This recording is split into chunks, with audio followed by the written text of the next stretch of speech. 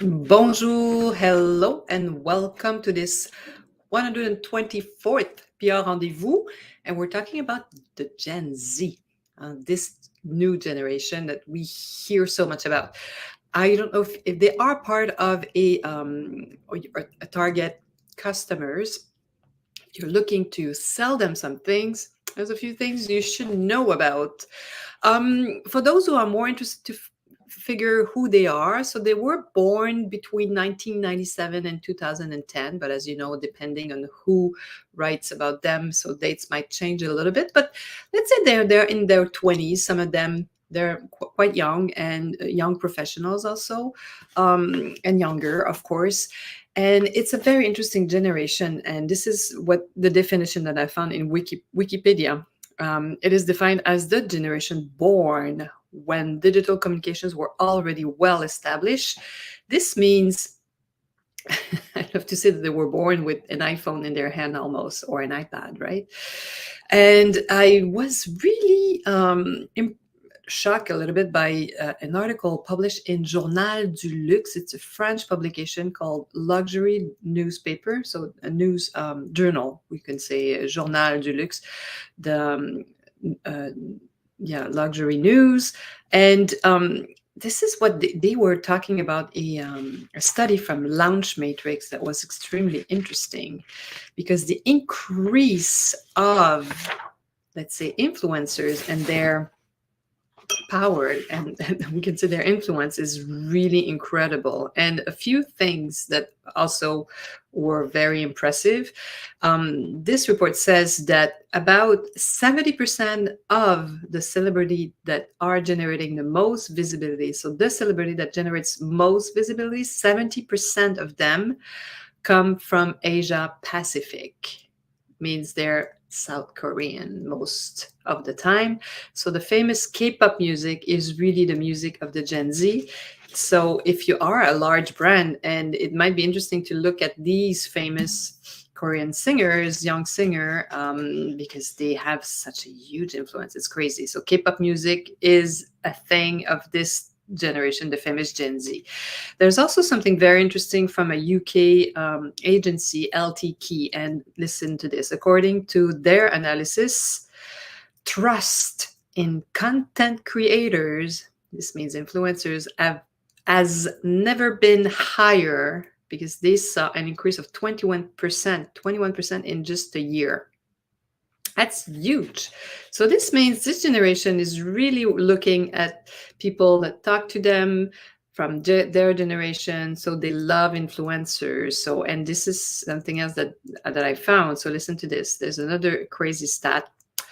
75% of them, these Gen Z that were part of this study, 75%, huge, say they make online purchases based on creators' recommendation.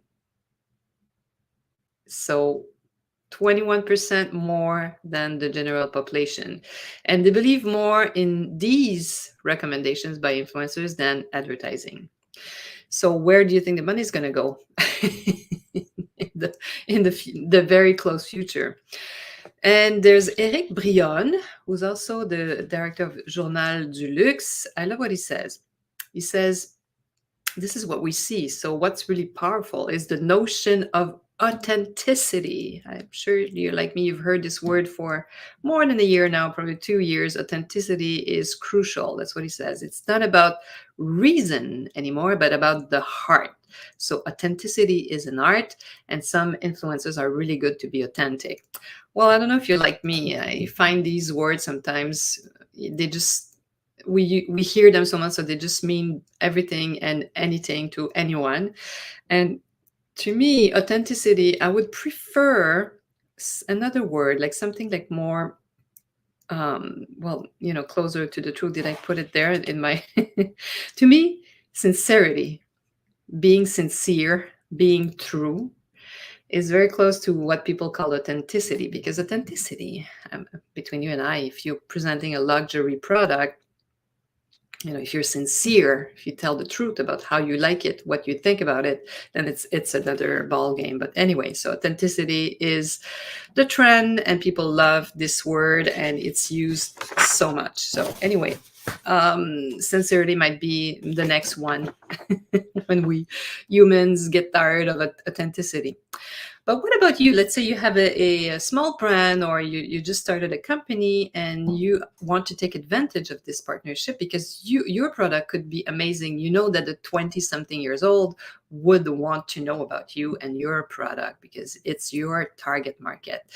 So I love what's happening out there in the web because you can test without spending crazy money. You can try and do things and test, right? So you could see if some of the influencers that you find, well, first of all, you can just look at what other successful companies are doing. Go look at who's following them. So let's say you find a TikToker that you like, and you find out that this TikToker is in your region, in your country. He doesn't have 100,000 millions of fans, so he seems to have like a certain fan base. You a lot of reactions on the post, so you can contact them and say, hey, I'd like you to discover my product, and I want you to tell me what you think about it.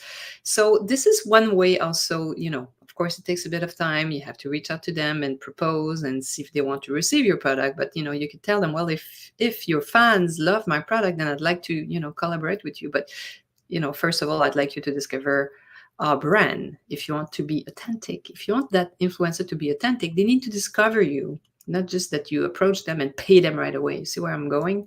So it's always nice to try to build, some real connections with these TikTokers, for example, because this is what we're talking about today, the famous Gen Z.